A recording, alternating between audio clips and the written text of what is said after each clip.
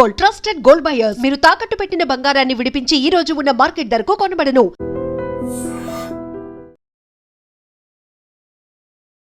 ఈరోజే భారత్ బంద్.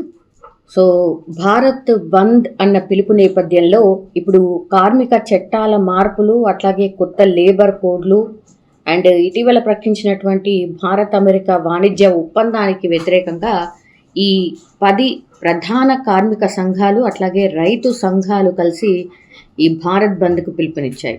సో దీనివల్ల ఇప్పుడు సామాన్య ప్రజలు కావచ్చు, వీళ్ళందరూ కూడా ఏమైనా ఇబ్బంది పడే అవకాశం ఉందా అనేది ఒకటి చాలామందికి ప్రశ్న. అయితే ఏవి మూసి ఉంటాయి, ఏవి తెరిచి ఉంటాయి అనేది ఒకసారి తెలుసుకునే ప్రయత్నం చేద్దాం.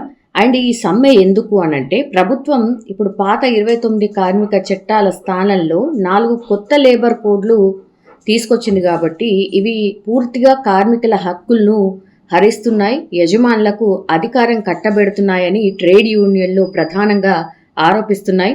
భారత్ అమెరికా వాణిజ్య ఒప్పందం వల్ల దేశీయ వ్యవసాయం కావచ్చు, డైరీ రంగాలు కావచ్చు పూర్తిగా దెబ్బతింటాయి అండ్ రైతులు తీవ్రస్థాయిలో నష్టపోతారు అంటూ రైతు సంఘాలు పూర్తి స్థాయిలో ఆందోళన అయితే చేస్తున్నాయి. సో ఇక్కడ సంయుక్త కిసాన్ మోర్చా లాంటి పెద్ద పెద్ద రైతు సంఘాలు కూడా ఈ భారత్ బంద్లో పాల్గొంటున్నాయి. సో భారత్ బంద్తో అసలు ఏ సేవలు బంద్ కాబోతున్నాయి అంటే, బ్యాంకింగ్ సేవలు. ప్రభుత్వ రంగ బ్యాంకులు ఏవైతే ఉంటాయో అందులో లావాదేవీలు కొంచెం జరగకపోవచ్చు. అంటే AIBEA అట్లాగే BEFI వంటి ప్రధాన బ్యాంక్ యూనియన్స్ ఏవైతే ఉన్నాయో అవన్నీ కూడా సమ్మెలో పాల్గొంటున్నాయి. కాబట్టి అక్కడ రిజర్వ్ బ్యాంక్ దీన్ని సెలవుగా ప్రకటించలేదు, భారత్ బంద్ అని ప్రకటించలేదు. సో మరి స్వతహాగా ఉద్యోగులు ఎవరైతే పనిచేస్తున్నారో వాళ్ళు వెళ్ళకపోవచ్చు అనేటువంటిది. కాబట్టి ఆన్లైన్ బ్యాంకింగ్ కావచ్చు, ATMలు కావచ్చు సాధారణంగా పనిచేస్తాయి. బట్ కొన్ని బ్యాంకుల శాఖల్లో మాత్రం ఈ ఎంప్లాయీస్ బంద్లో పాల్గొంటారు కాబట్టి విధులకు హాజరు కాకపోవచ్చు. సో ఫిజికల్గా బ్యాంక్కి వెళ్ళే వాళ్ళు ఇబ్బంది పడే అవకాశం ఉంది. ఇంకా రవాణా వ్యవస్థ, పలు రాష్ట్రాల్లో ఇప్పుడు ఆర్టీసీ బస్సులు అనుకోండి, ఆటోలు అనుకోండి, ట్యాక్సీ యూనియన్లు అనుకోండి సమ్మెకు సపోర్ట్ చేస్తున్నాయి. కాబట్టి సో దేశవ్యాప్తంగా కొన్ని చోట్ల రోడ్ల మీద ఏవైనా నడిచినా సరే వాటిని ఆపే ప్రయత్నం చేయొచ్చు, అక్కడే కూర్చొని ఆందోళనకు దిగొచ్చు అండ్ ఎవరైతే అందులో ప్రయాణిస్తున్నారో వాళ్ళని దింపే అవకాశం కూడా ఉంటుంది. కాబట్టి దీన్ని దృష్టిలో పెట్టుకోవాలి. అండ్ ప్రభుత్వ ఆఫీసులు, ఇప్పుడు ఉద్యోగ సంఘాలు కూడా సమ్మెలో పాల్గొంటున్నాయి కాబట్టి ప్రభుత్వ కార్యాలయాల్లో హాజరు శాతం తగ్గే అవకాశం కనిపిస్తోంది. సో పనులు ఏవైనా పనుల కోసం వెళ్ళే వాళ్ళు అక్కడ వేచి చూసే అవకాశం కూడా పెద్ద ఎత్తున ఉంది. ఎంప్లాయీస్ తక్కువ ఉంటారు కాబట్టి.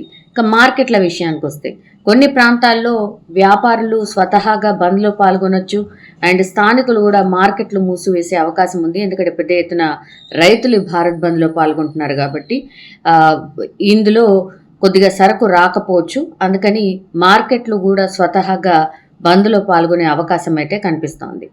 మరి ఏవేవి తెరిచి ఉంటాయి అన్నప్పుడు, అత్యవసర సేవలు, ఎమర్జెన్సీకి సంబంధించినవి, ఆసుపత్రులు, అంబులెన్స్ సేవలు, మెడికల్ షాపులు ఇవన్నీ అయితే పూర్తిగా మినహాయింపు ఉంటాయి. అంటే ఇవన్నీ కూడా తెరిచి ఉంటాయి. దెన్ విద్యుత్ అట్లాగే నీటి సరఫరా, ఇప్పుడు పబ్లిక్ యూటిలిటీ సేవలు కూడా ఏవైతే ఉంటాయో వీటికి ఎలాంటి ఆటంకం ఉండదు, యథావిధిగా అవన్నీ కూడా ఉంటాయి. అండ్ ఎస్పెషల్లీ ఇప్పుడు ట్రైన్స్ నడుస్తాయా, విమానాలు నడుస్తాయా అనేది కూడా, విమానం అట్లాగే రైలు సర్వీసులు కూడా షెడ్యూల్ ప్రకారమే నడవబోతున్నాయి. ప్రయాణికులు ఎయిర్పోర్ట్లు అట్లాగే స్టేషన్లు చేరుకోవడానికి ఏవైతే రవాణా వ్యవస్థను వాడుతూ ఉంటారో అందులో మాత్రం ఇబ్బంది తలొచ్చు. కాబట్టి సొంతంగా వాహనాలు ఉంటే మాత్రం దానిలో ప్రయాణం చేయొచ్చు. ఇక స్కూళ్ళు, కాలేజీల విషయానికి వస్తే, జాతీయ స్థాయిలో విద్యా సంస్థలు మూసివేసి ఉంటాయి అని ఎట్లాంటి అధికారిక ప్రకటన అయితే లేదు. మేబీ మరి తెరిచి ఉండొచ్చా లేదా అనేది కూడా చాలామందికి క్వశ్చన్.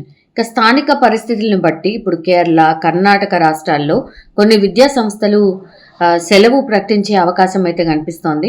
సో దేశంలోని మిగిలిన రాష్ట్రాల్లో కూడా అక్కడి పరిస్థితులను బట్టి, అంటే ఇక్కడ కూడా మన తెలంగాణలో ఇక్కడి పరిస్థితులను బట్టి కూడా స్కూళ్లకు సెలవులు ఉంటాయా లేదా అది ఎవరికి వాళ్ళే రాష్ట్రాలు డిసైడ్ చేసేటటువంటి అంశంగా చెప్పొచ్చు.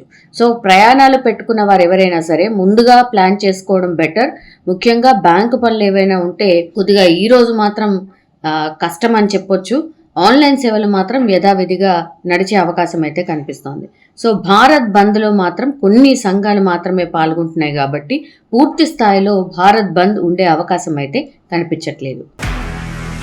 నిజంగా ప్రస్తుతం ఉన్నటువంటి సమాజం దేనికి ప్రయారిటీ ఇస్తుంది?